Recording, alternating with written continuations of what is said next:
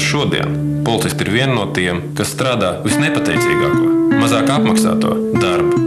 Un dara viņi to apbrīnojami pašaizliedzīgi. Mēs gaidām, mēs prasam, bet nekad nepaiem viņiem pretī.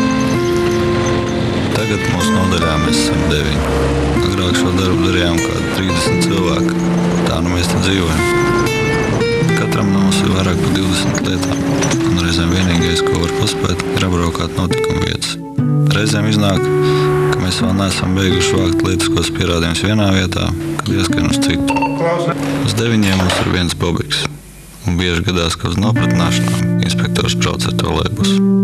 Mūsu vecākais darbinieks šajā iecirknī strādā jau 30 gadus, bet viņš neatcerās, ka te būtu bijis remonts. Tolets. Es jau neko. Žēl par mūsu sievietē. Kaut ko jau mēs paši par savu naudu te tāpēc izlīmējām.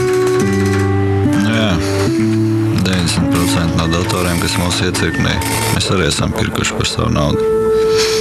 Nekāds jaunos jau nevaram atļauties, bet tomēr labāk nekā man 78. gada rakstā mašīna.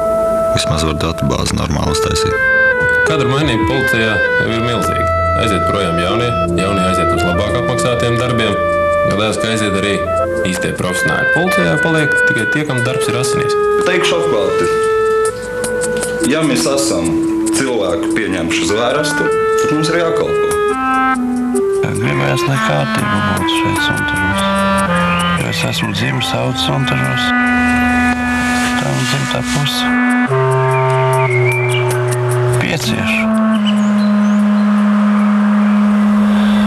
Kā ir tā ir? Ziniet, darbs maiņās pie mums jau sen ir nosacīts lielums. Kādas tur maiņas? Neviens cits to darbu nedarīs. Cilvēki mums ir labi. Ja noticis noziegums vai kaut kādas nekārtības, tad vienkārši ir jābrauc.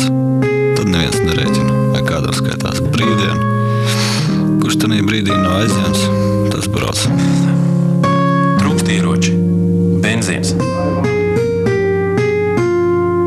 Nerunājot nemaz par cimdiem, ziemas apģērba zābakiem. Policijas tehniskais aprīkojums.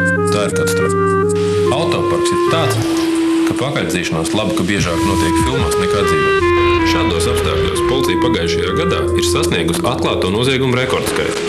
Noziedzības pieaugums ir noturēts mazākais Baltijā, bet papildus līdzekļus tā arī policija nesaņem, jo viņi jau nebļauj, nestreiko, nesūdzās. Tie ir cilvēki, kas ir pelnījuši, ka mēs panākam viņiem pretī.